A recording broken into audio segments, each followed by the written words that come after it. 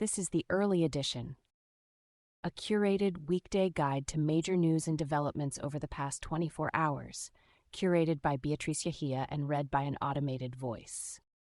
Published August 13, 2025 on Just Security, an essential resource for those shaping a just and secure world. Here's today's news. U.S. domestic developments. Texas Democratic lawmakers are holding a private meeting to discuss their next steps as they consider how long to remain out of state in an effort to block a new congressional map, sources close to the caucus told CNN. Their discussions come as Texas Republicans signal plans to end the current special session on Friday and immediately call a new one to keep advancing the map, which could give them as many as 5 additional House seats. Arlette Sands and Steve Contorno report. Investigators have found evidence suggesting Russia may be at least partly behind a recent hack of the computer system that manages federal court documents, including highly sensitive records that could expose sources and people charged with national security crimes, sources say. It remains unclear which entity carried out the years-in-the-making cyber attack, whether Russian intelligence was involved, or if other countries played a role. Adam Goldman, Glenn Thrush, and Mattathias Schwartz report for The New York Times. John Sakellariadis reports for Politico. Trump's nominee to lead the Bureau of Labor Statistics, E.J. Antoni, has suggested suspending monthly jobs reports, a move that could temporarily deprive business and policymakers of decades-long labor market and economic data. Lauren Carey-Gurley reports for The Washington Post. The Department of Veterans Affairs independent watchdog warned yesterday that its health system is grappling with a worsening staffing crisis affecting both clinical and non-clinical roles at all 139 medical centers. The problem has deepened as the department shed tens of thousands of employees while hiring fewer medical professionals, the report said, adding that reports of severe shortages in specific positions rose 50% compared with the previous fiscal year. Merrill Cornfield reports for The Washington Post. Governor Ron DeSantis of Florida yesterday named State Senator Jay Collins as lieutenant governor, elevating a trusted ally amid Republican jostling over his likely successor. DeSantis, who is term-limited, said his wife is considering a gubernatorial run next year. If she opts out, Collins could become the governor's preferred candidate in the Republican primary. Patricia Mazzei reports for The New York Times. Trump administration actions. The National Guard began to appear in Washington, D.C. yesterday, a day after Trump also placed the nation's Capitol's police department under direct federal control. Criticizing the deployment of 800 Guard members and 500 federal agents to fight what Trump calls out-of-control crime, Mayor Muriel Bowser has called the decision an authoritarian push and an intrusion on our autonomy. Maureen Chowdhury, Aditya Sangal, and Tori B. Powell report for CNN. The New York Times reports. The Trump administration is weighing plans that would create a domestic civil disturbance quick reaction force, composed of National Guard troops tasked with being ready around the clock to be deployed into U.S. cities facing protests or unrest, according to Pentagon documents reviewed by The Washington Post. The proposal calls for 600 troops stationed across military bases in Alabama and Arizona to be on constant standby so they can be deployed in as little as 1 hour. Alex Horton and David Oval report.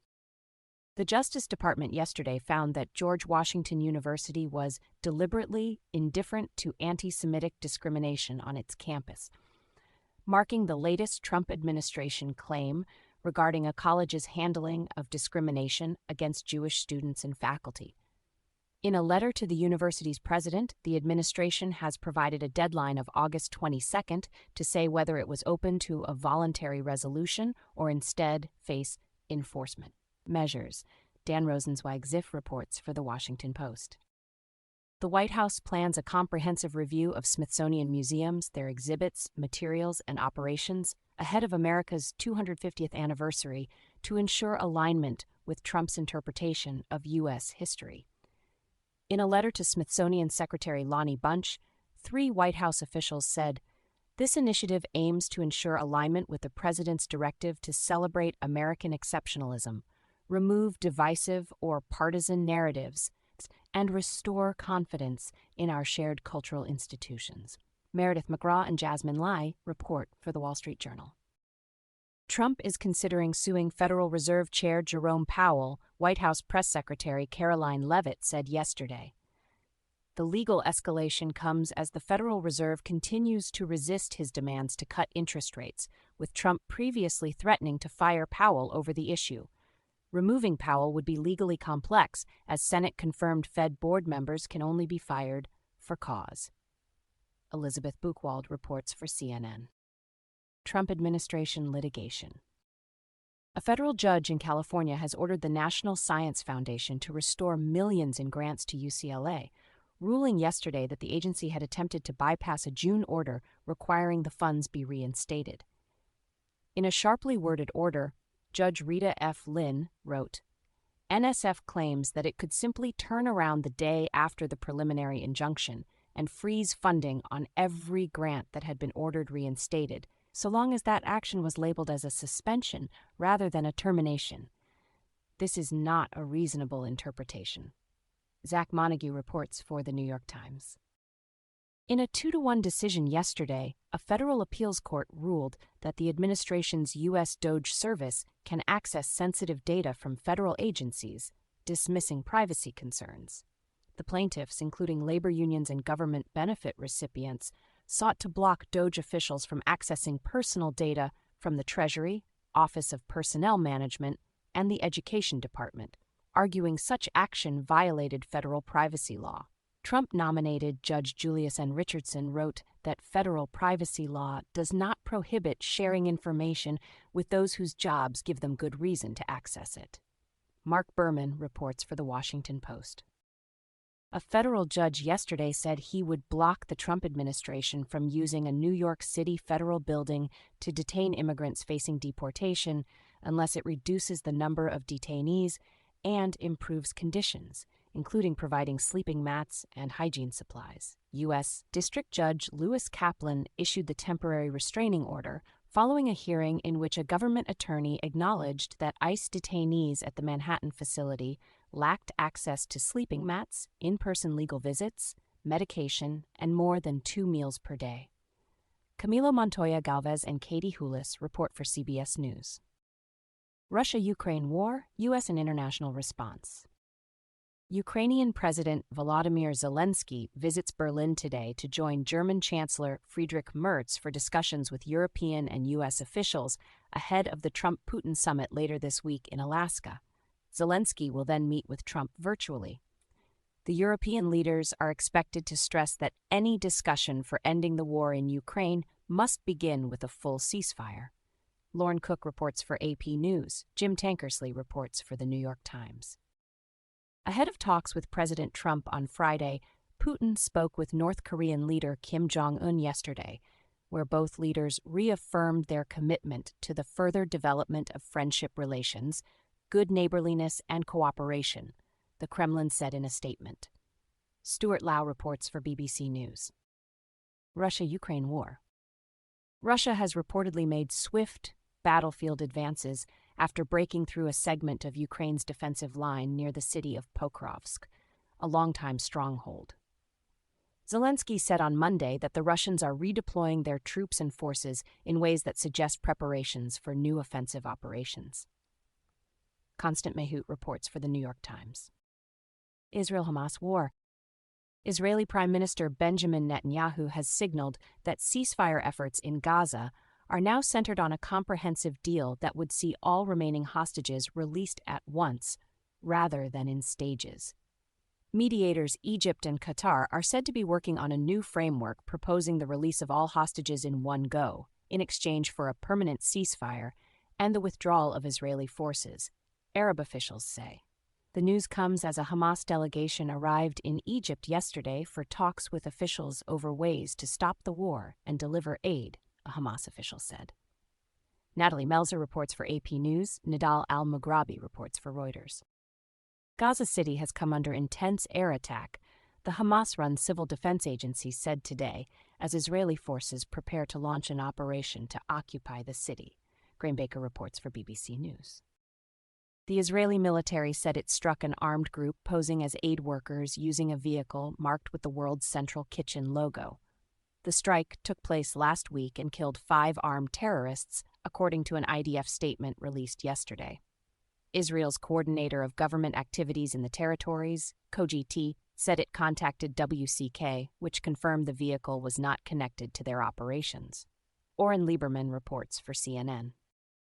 Israel is in talks with South Sudan over the possibility of resettling Palestinians from Gaza to the East Africa nation as part of a broader Israeli effort to enable large-scale emigration from the enclave, sources say. The stage of the talks remain unclear, but if carried out, the plans would amount to transferring people from one war-ravaged land at risk of famine to another and raise human rights concerns, Sam Mednick reports for AP News. UN Secretary-General Antonio Guterres has cautioned Israel that its armed forces could be included in an upcoming UN report on sexual violence, according to the spokesperson for Israel's mission to the UN. I am putting Israeli armed and security forces on notice for potential listing in the next reporting cycle, due to significant concerns of patterns of certain forms of sexual violence that have been consistently documented by the United Nations.